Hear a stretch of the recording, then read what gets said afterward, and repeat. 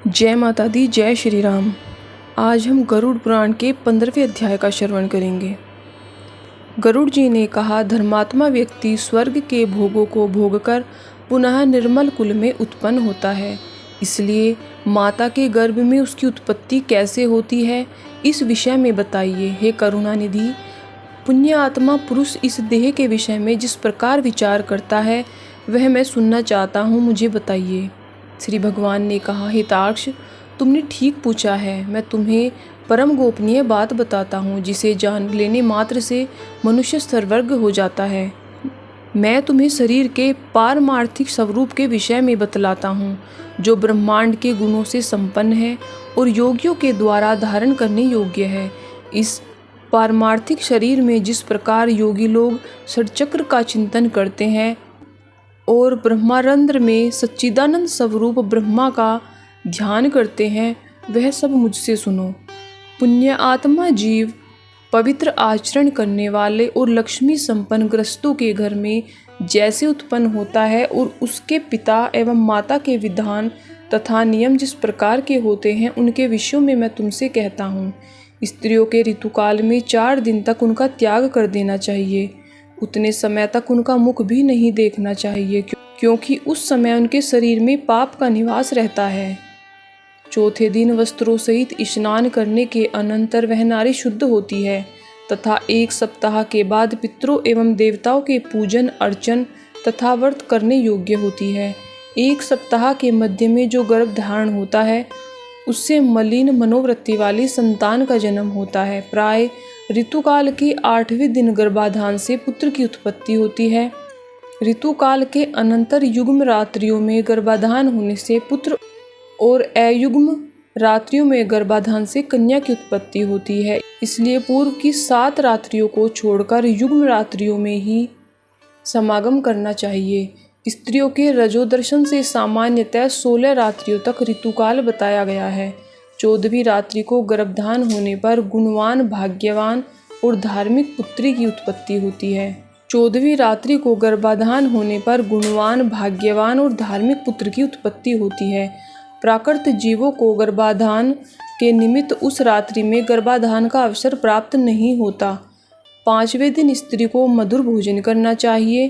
कड़वा, खारा, तीखा तथा उष्ण भोजन से दूर रहना चाहिए। तब स्त्री का वह क्षेत्र औषधि का पात्र हो जाता है और उसमें संस्थापित बीज अमृत की तरह सुरक्षित रहता है। उस औषधि क्षेत्र में बीज वपन करने वाला स्वामी अच्छे फल को प्राप्त करता है। तांबुल खाकर, पुष्प और श्रीखंड से युक्त होकर तथा पवित्र वस्त्र धारण करके मन में धार्मिक भावों को रखकर पुरुष को सुंदर शैया पर सहवास करना चाहिए। गर्भाधान के समय पुरुष की मनोवृत्ति जिस प्रकार की होती है, उसके प्रभाव स्वभाव वाला जीव गर्भ में प्रविष्ट होता है। बीज का स्वरूप धारण करके चैतन्यास पुरुष के शुक्र में स्थित रहता है। पुरुष की काम वासना, चित्त वृत्ति तथा शुक्र जब एक तत्व को प्राप्त होते हैं, तब स्त्री के गर्भाशय में पुरुष द्रवित होता है। स्त्री के गर्भाशय में शुक्र और शोणित के संयोग से पिंड की उत्पत्ति होती है। गर्भ में आने वाला सुकृति पुत्र पिता माता को परम आनंद देने वाला होता है और उसके पुंसवन आदि समस्त संस्कार किए जाते हैं। पुण्यात्मा पुरुष ग्रहों की उच्च स्थिति में जन्म प्राप्त करता है। ऐसे पुत्र की उत्पत्ति के समय ब्राह्मण बहुत सारा धन प्राप्त करते हैं। वह पुत्र विद्या और विनय से संपन्न होकर पिता के घर में बढ़ता है और सत्पुरुषों के संसर्ग में सभी शास्त्रों में पांडित्य संपन्न हो जाता है। वह तरुण अवस्था में दिव्यांगना आदि का योग प्राप्त करता है और दानशील तथा धनी होता है।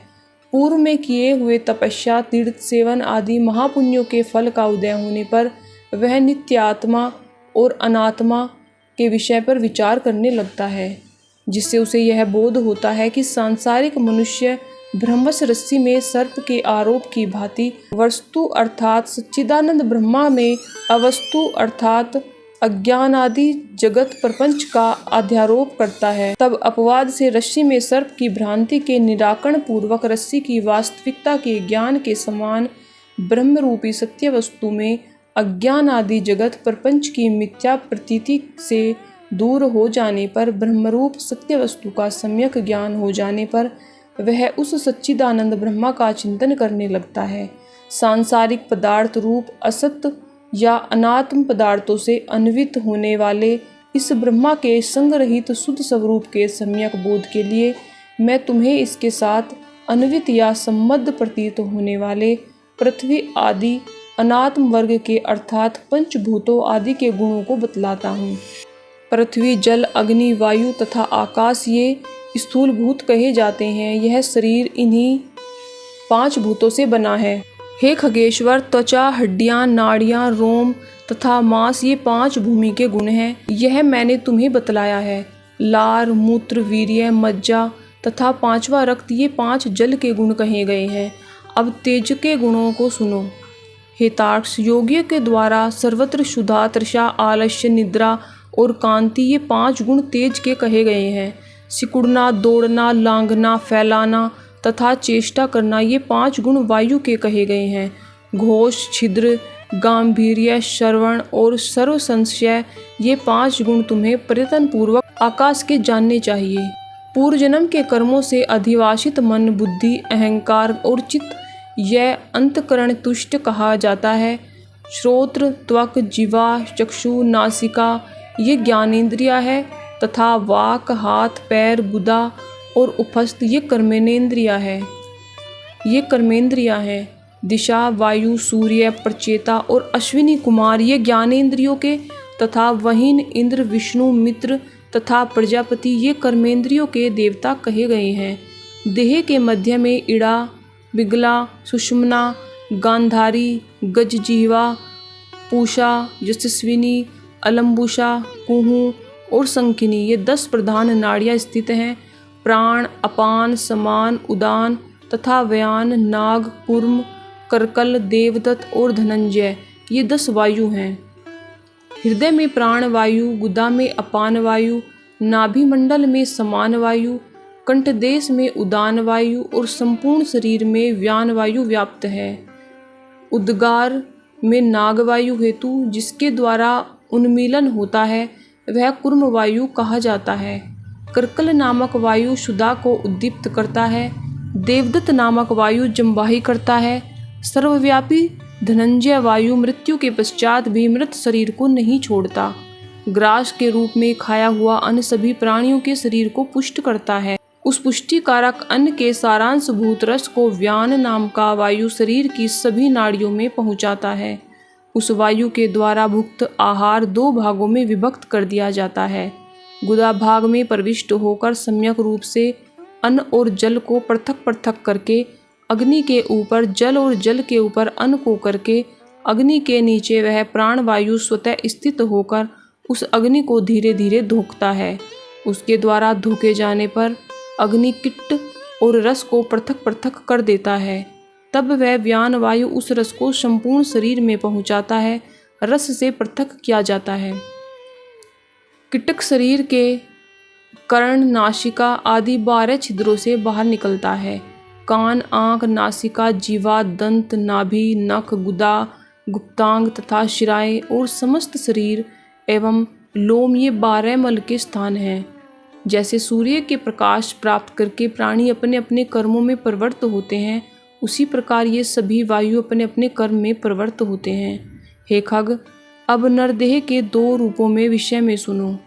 हे खग, अब नरदेह के 2 रूपों के विषय में सुनो। एक व्यवहारिक तथा दूसरा पारमार्थिक है। हे विनाथ सुत, व्यवहारिक शरीर में 3.5 करोड़ रोम, 7 लाख केश, 20 नख और 32 दांत सामान्य बताए गए हैं। इस शरीर में 1000 पल मांस, 100 पल रक्त, 10 पल मेदा, 70 पल त्वचा, 12 पल मज्जा और 3 पल महारक्त होता है। पुरुष के शरीर में 2 कुड़व शुक्र और स्त्री के शरीर में 1 कुड़व शोणित होता है। संपूर्ण शरीर में 360 हड्डियां कही गई हैं। शरीर में स्थूल और सूक्ष्म रूप से करोड़ों नाड़ियां हैं। इसमें 50 पल पित्त और उसका आधा अर्थात 25 पल श्लेष्मा यानी कप बताया गया है। सदा होने वाले विष्ठा और मूत्र का प्रमाण निश्चित नहीं किया गया है। व्यवहारिक शरीर इन गुणों से युक्त है। पारमार्थिक शरीर में सभी 14 भुवन, सभी पर्वत, सभी द्वीप एवं सभी सागर तथा सूर्य आदि ग्रह विद्यमान रहते हैं। पारमार्थिक शरीर में मूलाधार आदि 6 चक्र होते हैं। ब्रह्मांड में जो गुण कहे गए हैं वे सभी इस शरीर में स्थित हैं। योगियों के धारणास्पद उन गुणों को मैं बताता हूँ जिनकी भावना करने से जीव विराट स्वरूप का भागी हो जाता है। पैर के तलवे में तललोक तथा पैर के ऊपर वितल लोक जानना चाहिए। इस प्रकार जानू में सुतल लोक और जांघों में महातल जानना चाहिए। शक्ति के मूल में तलातल, गुण स्थान में रसातल, कटी प्रदेश में पाताल 7 अधोलोक कहे गए हैं। नाभि के मध्य भूलोक, नाभि के ऊपर भूलोक, हृदय में स्वलोक, कंठ में महलोक, मुख में जनलोक, ललाट में तपोलोक और ब्रह्मरंध्र में सत्यलोक स्थित है। इस प्रकार 14 लोक पारमार्थिक शरीर में स्थित हैं। त्रिलोक के मध्य में मेरु, अधः कोण में मंदर, दाहिने कोण में कैलाश, वाम कोण में हिमाचल, उधर रेखा में निषीद, दाहिनी ओर रेखा में गंधमादन तथा बाईं ओर की रेखा में रमणाचल नामक पर्वत स्थित हैं। ये 7 कुल पर्वत इस पारमार्थिक शरीर में हैं। अस्थि में जम्बूद्वीप, मज्जा में शाकद्वीप, मांस में कुशद्वीप, शिराओं में क्रोंचद्वीप, त्वचा में शाल्यद्वीप, रोम समूह में गोमोदद्वीप और नख में पुष्कर द्वीप की स्थिति जाननी चाहिए।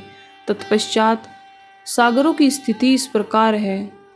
हे विनाथ सुत, शार समुद्र मूत्र में क्षीर सागर, दुग्ध में शुरा का सागर, सलेश में घृत का सागर, मज्जा में रस का सागर, शरीरस्थ रस में और दधि सागर रक्त में स्थित समझना चाहिए।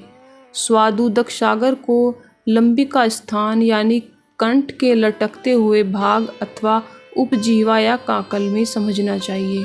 नाद चक्र में सूर्य, बिंदु चक्र में चंद्रमा, नेत्रों में मंगल और हृदय में बुध को स्थित समझना चाहिए। विष्णु स्थान अर्थात नाभि में स्थित मणिपुर चक्र में बृहस्पति तथा शुक्र में शुक्र स्थित हैं। नाभि स्थान नाभि गोलोक में शनिश्चर स्थित हैं और मुख में राहु स्थित कहा गया है। वायु स्थान में केतु स्थित है। इस प्रकार समस्त ग्रहमंडल इस पारमार्थिक शरीर में ही विद्यमान है। इस प्रकार अपने इस शरीर में समस्त ब्रह्मांड का चिंतन करना चाहिए। प्रभात काल में सदा पद्मासन में स्थित होकर 6 चक्रों का चिंतन करें और यथोक्त क्रम से अजपा जप करें। अजपा नाम की गायत्री मुनियों को मोक्ष देने वाली है। इसके संकल्प मात्र से मनुष्य सभी पापों से मुक्त हो जाता है। हे तार्क्ष सुनो, तुम्हें अजपा जप कर उत्तम क्रम बताता हूँ जिसको सर्वदा करने से जीव भाव से मुक्त हो जाता है। मूलाधार, स्वादिष्टान, मणिपूरक, अनाहत, विशुद्ध तथा आज्ञा, इन्हें 6 चक्र कहा जाता है। इन चक्रों का क्रमशः मूलाधार में, लिंगदेश में, नाभि में, हृदय में, कंठ में, भोगों में, मध्य में तथा ब्रह्मरंध्र में सदा चिंतन करना चाहिए। मूलाधार चक्र चतुर्दलाकार अग्नि के समान और वै से स पर्यंत वर्णों का आश्रय है। स्वादिष्टान चक्र सूर्य के समान दीप्तिमान, वै से लेकर लय पर्यंत वर्णों तक का आश्रय स्थान और 6 दलाकार है। मणिपुर चक्र रक्तिम आभा वाला 10 दलाकार और ड से लेकर फ पर्यंत वर्णों तक का आधार है। अनाहत चक्र 12 दलाकार स्वर्णिम आभा वाला तथा क से ठ पर्यंत वर्णों तक से युक्त है। विशुद्ध चक्र 16 दलाकार 16 स्वरों से युक्त कमल और चंद्रमा के समान कांति वाला होता है। आज्ञा चक्र हाँ सा इन 2 शब्दों से युक्त द्विदलाकार और रक्तिम वर्ण का है। उसके ऊपर देदीप्यमान सहस्रदल कमला चक्र है जो कि सदा सत्यमय, आनंदमय, शिवमय, ज्योतिर्मय और शाश्वत है। इन चक्रों में क्रमशः गणेश, ब्रह्मा, विष्णु, शिव, जीवात्मा, गुरु तथा व्यापक पर ब्रह्म का चिंतन करना चाहिए। अर्थात मूलाधार चक्र में गणेश का, स्वादिष्टान चक्र में ब्रह्मा जी का, मणिपुर चक्र में विष्णु का, अनाहत चक्र में शिव का, विशुद्ध चक्र में जीवात्मा का, आज्ञा चक्र में गुरु का और सहस्रार चक्र में सर्वव्यापी पर ब्रह्म का चिंतन करना चाहिए। विद्वानों ने एक दिन रात में 21,600 श्वासों की सूक्ष्म गति कही है। हम का उच्चारण करते हुए श्वास बाहर निकालना और स की ध्वनि करते हुए अंदर प्रविष्ट होना।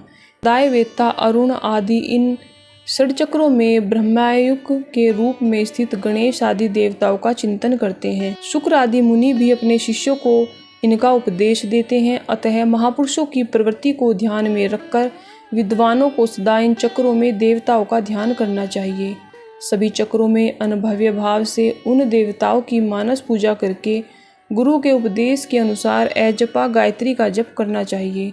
इसके बाद ब्रह्मरांध्र में अधोमुख रूप से स्थित सहस्रदल कमल में हंस पर विराजमान वर तथा अभय मुद्रा युक्त दोनों हस्त कमलों की स्थिति वाले श्री गुरु का ध्यान करना चाहिए। गुरु चरणों से निकली हुई अमृतमयी धारा से अपने शरीर को प्रक्षालित होता हुआ सा चिंतन करे। फिर पंचोपचार से पूजा करके स्तुति पूर्वक प्रणाम करना चाहिए। तदंतर कुंडली का ध्यान करना चाहिए जो षट चक्रों में 3.5 वलय में स्थित है। गुरु चरणों से निकली हुई अमृतमयी धारा से अपने शरीर को प्रक्षालित होता हुआ सा चिंतन करें। फिर पंचोपचार से पूजा करके स्तुति पूर्वक प्रणाम करना चाहिए। तदंतर कुंडलिनी का ध्यान करना चाहिए जो षड चक्रों में 3.5 वलय में स्थित है और आरोह तथा अवरोह के रूप में षड चक्र में संचरण करती है। तदंतर ब्रह्मरांध्र से बहिर्गत सुषुम्ना नामक धाम यानी प्रकाश मार्ग का ध्यान करना चाहिए। उस मार्ग से जाने वाले पुरुष विष्णु के परम पद को प्राप्त करते हैं। इसके अदंतर ब्रह्मा नामक मुहूर्त में मेरे द्वारा चिंतित आनंद स्वरूप स्व प्रकाश सनातन रूप का सदा ध्यान करना चाहिए। इस प्रकार गुरु के उपदेश से मन को निश्चल बनाए। अपने प्रयत्न से ऐसा नहीं करे क्योंकि गुरु के उपदेश के बिना साधक का पतन हो सकता है। इस प्रकार अंतर्याग संपन्न करके बहिर्याग का अनुष्ठान करना चाहिए। स्नान तथा संध्या आदि कर्मों को करके विष्णु और शिव की पूजा करनी चाहिए। देह का अभिमान रखने वाले व्यक्तियों की वृत्ति अंतर्मुखी नहीं हो सकती, इसलिए उनके लिए सरलता पूर्वक की जा सकने वाली मेरी भक्ति ही मोक्ष साधिका हो सकती है। यद्यपि तपस्या और योग साधना आदि भी मोक्ष के मार्ग हैं, तो भी इस संसार चक्र में फंसे हुए व्यक्तियों के उद्धार के लिए मेरा भक्ति मार्ग ही समीचीन उपाय है। ब्रह्मा आदि देवों ने वेद और शास्त्र का पुनः पुनः विचार करके 3 बार यही सिद्धांत सुनिश्चित किया है। यज्ञादि सद्कर्म भी अंतःकरण की शुद्धि के हेतु हैं और इस शुद्धि के फलस्वरूप मेरी भक्ति प्राप्त होती है, जिससे प्राप्त करके व्यक्ति पुनः जन्म मरणादि दुखों से पीड़ित नहीं होता। हे तार्क्ष, जो सुकृति मनुष्य इस प्रकार का आचरण करता है वह मेरी भक्ति के योग से सनातन मोक्ष पद प्राप्त करता है। इस प्रकार गरुड़ पुराण के अंतर्गत सारोद्धार में सुकृति जन्म चरण निरूपण नामक 15वां अध्याय पूर्ण हुआ।